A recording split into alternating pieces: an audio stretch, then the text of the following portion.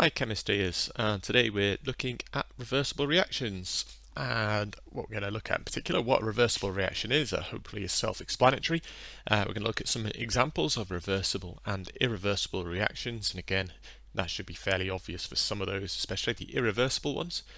We're going to understand what the symbol is for reversible reactions is. It sounds very simple, but it is something that could be potentially examined. I have seen the exam question, what does this symbol mean? And then you've got to state what it means. So yeah, don't take that for granted. And then we're going to have a look at the energy changes in reversible reactions and what that looks like in a very simplistic level. So, what is a reversible reaction? First step, really obvious question. So obviously it's a reaction that can be reversed. And so what that exactly means in a chemistry terms is the products can react together themselves to form the reactants again. So the reaction can go in reverse. Sometimes this can happen spontaneously, so sometimes you have to do something to make a reaction happen, and then it will go back spontaneously. A good example of this is if you heat zinc oxide. If you heat zinc oxide, there's a slight chemical change or change to the chemical structure, and the zinc oxide turns yellow. And then when you take off the Bunsen flame, it turns back white again once you've stopped heating it. However, sometimes the reaction requires us to change the conditions that the reaction's in to make it go in reverse, and we're going to have a look at that as well as we come through the video. So, most of the reactions you encounter at GCSE are probably irreversible, or as said, up for debate that, but a lot of them are if we think about the big common ones. So, example, combustion. Every time we burn something, that is pretty much an irreversible reaction. So, here's a picture of a match burning. Once we have burnt this match, once this match the wood has turned into the carbon and the carbon dioxide and the water, you can't get those things and recombine them to make the wood. Certainly not very easily, not without doing a very, very different chemical process or series of chemical processes. So combustion is irreversible. It only goes in one direction. We cannot change this, make it go backwards and get the match back again, especially not looking like it does. But there are many biological reactions that are reversible, and so are quite a lot of important industrial reactions. An example is the manufacture of ammonia, which goes to make fertilizer, and without this reaction, which we'll look at in more detail in a future lesson, we would not be able to sustain the population of the Earth as it is now, nowhere near. So this reaction, that's reversible reaction, is essential to humanity's survival as we know it at the moment. And the normal way of writing an equation, we write a normal arrow like this. So if I say reactants, arrow, products, if we've got a reversible reaction, we use a different symbol. You will notice this symbol here, it's like a double-headed arrow, except the arrows on each side have only got half an arrowhead. They don't have a full head, they've only got half of the arrowhead.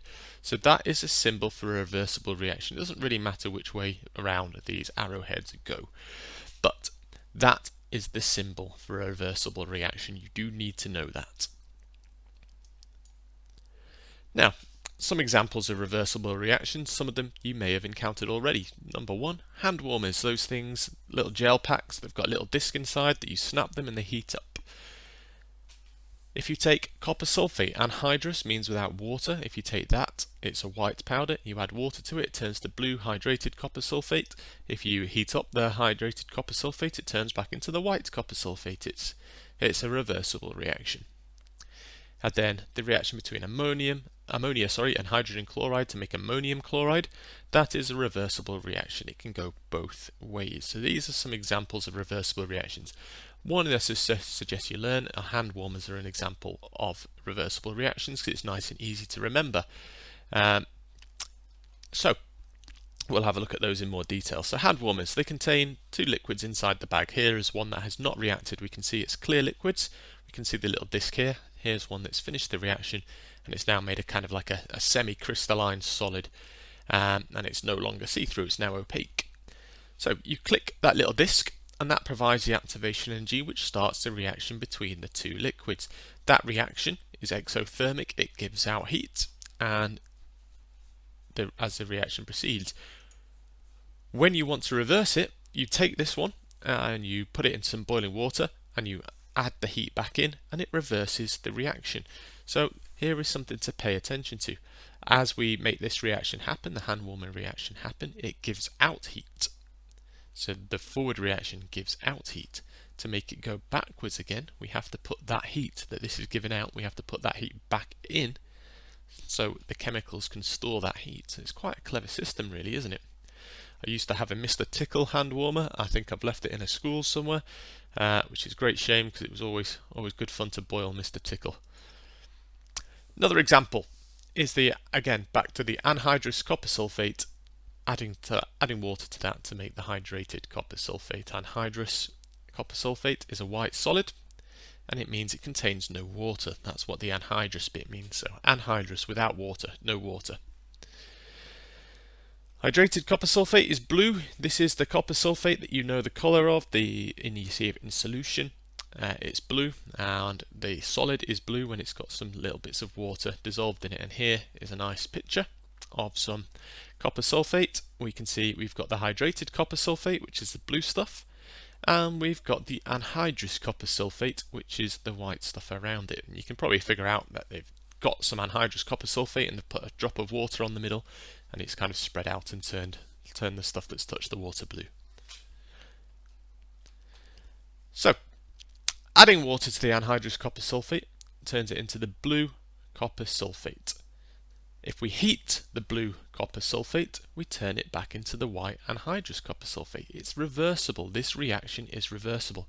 So this white stuff, the blue stuff, in the middle, if we were to stick a Bunsen burner on underneath it, or even stick it in the oven, we'd drive off the water and it would turn back into the white copper sulfate. If we want to turn the white copper sulfate into the blue copper sulfate, we just add water. There is some debate about whether this is actually a chemical reaction or not, and I'm not going to go into that too much. I can see the argument from both sides. It's not too essential to know whether it's about the debates, but it basically goes around the fact that copper sulfate is the main part of the chemical, but when it turns blue, we add a little bit of water to it, and that little bit of water actually does bind very weakly to the copper sulfate and forms a complex around it. So like a big kind of, I guess, like a big snowflake kind of shape around the copper sulfate. And then when we heat it up, we drive that water away. We break those bonds and we drive that away. So whether you think it's a chemical reaction or not, it's not what I'm debating today, but it's for the purpose of the GCSE. It's a very useful demonstration. Another example is ammonia and hydrogen chloride to make ammonium chloride. Now ammonium chloride is a solid, and the ammonia and the hydrogen chloride are two colourless gases. And we can easily reverse this reaction by heating. So this reaction happens when it's cold, and it makes ammonium chloride. If we heat ammonium chloride, we break it down again and we make ammonia plus hydrogen chloride, and when that cools down, it will go backwards, and you can keep going back and forth. The reaction is reversible. Okay, so here is an example inside a test tube. So if we heat the solid ammonium chloride here, it changes into a gas. It sublimes, it breaks down into the gases. So it doesn't sublime, sorry, it breaks down into the gases. The ammonium chloride breaks down into hydrogen chloride plus ammonia. Those gases rise up the test tube. And because the top of the test tube is significantly colder than the bottom of the test tube, because glass is a poor conductor of heat, the ammonia and the hydrogen chloride react together again to make ammonium chloride. And what happens eventually is all of this solid down here turns into these gases, breaks down into these gases, and as the gases travel back up here, the reaction reverses and makes the ammonium chloride again. Pretty cool. Now, energy changes in reversible reactions. We need to look at these and make a big point about this. If the forward reaction in a reversible reaction, if it's exothermic, it gives out energy. In other words, it feels hot, so exothermic reactions often feel hot. If that's the case, then the reverse reaction, the backwards reaction, will feel endothermic. So it will take in energy and it will feel cold. So they do the opposite. Okay, so obviously, therefore, the opposite is true. So if the forward reaction is endothermic, the backwards reaction will be exothermic. And an important part to note is the same amount of energy is transferred in both directions. It's just in opposite directions. You can imagine it. It's a bit like if you're going to school from your house. If you walk from your house to school, you walk, say, 2 miles in one direction. So that's plus 2 miles away from your house. And then when you walk back from the school to your house, you go minus 2 miles. So the energy transfer in a reversible reaction is just like the walk to the school. It's the same amount, but just in opposite directions. Okay, so if the forward reaction in a reversible reaction is exothermic and it gives out, say, 25 joules of energy, the backwards reaction will take in 25 joules of energy. So it's exactly the same, it's just in the opposite way. And if we go back to the example of the anhydrous copper sulfate and water to make the hydrated copper sulfate, and that reversible reaction here, it's one that you've probably done in school, or you may have done in school. Certainly if you've had me for science, you will have done this in school at some point when we're looking at reversible reactions. And what happens is you take the blue hydrated copper sulfate, because it's quite hard actually to get the anhydrous stuff, because you've got to store it in an environment where it's not going to get any water, and there's obviously water in the atmosphere. But I digress. You take the blue hydrated copper sulfate and you heat it until it turns white. Because we're heating it, we're putting heat into that reaction. To make it happen, we're putting heat into that reaction. If we're putting heat in, the reaction is endothermic.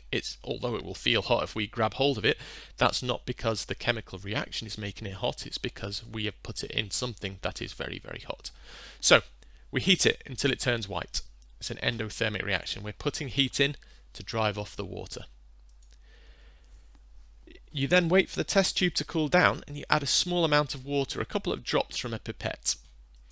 And when you do that and you feel the test tube, it feels really hot. I mean, if you were to grab hold of it and hold it in your hand, you would burn your hand. You would give yourself a burn from this. It gives out a lot of heat. It's a surprising amount of heat from only a small amount of copper sulfate and a small amount of water. So the backwards reaction is very exothermic. So if we start here, we heat it up, endothermic, go back this way, exothermic. And here is a little diagram of it. So we heat up our copper sulfate, and it's blue inside our test tube.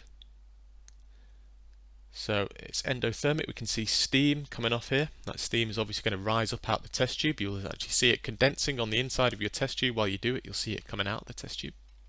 And we've made our white copper sulfate. When we add some water back in, it gets very, very hot, and you can feel it getting very, very hot, and you can see it's making the blue copper sulfate. So it's a very, very easy reaction to do. It's really good fun. If you've got home chemistry kits, they may contain some copper sulfate. You can try it at home if you follow the instructions carefully. So, summary time. Reversible reactions, the products can go back to make the reactants. Okay, so once we've made the reactants can form the products again. Combustion is an example of an irreversible reaction. You may be able to think of others. Cooking an egg, for example, is a good example of an irreversible reaction. Hand warmers are a good example of a reversible reaction. The symbol for a reversible reaction is this double-headed arrow, so it's only half a head on each arrow, but we've got the double-headed arrow pointing in each direction, showing it can go that way or it can go that way. And the energy changes in a reversible reaction are the same in magnitude but opposite in direction in the forward and backwards reaction. So again, it's like taking a train, you could also say, between maybe like Reading and London. So you get the train from Reading to London, and then you've travelled, I don't know, 30 miles in one direction, and then when you come back from London to Reading, it's reversed. It's exactly the same distance, but just in the opposite direction. Okay, hope you enjoyed the video. I hope you found it useful. It's a little introduction to reversible reactions. We're going to go into it in more depth in the next couple of lessons, looking more at the energy changes, looking more at how you can manipulate reversible reactions to help increase product yield and reaction rate. So please remember to subscribe if you've not already done so. Please like and share these videos with whoever you think might be interested in them. So whether they're at your current school or another school, that'd be great. Alright guys, take care, hope to see you soon, and stay safe.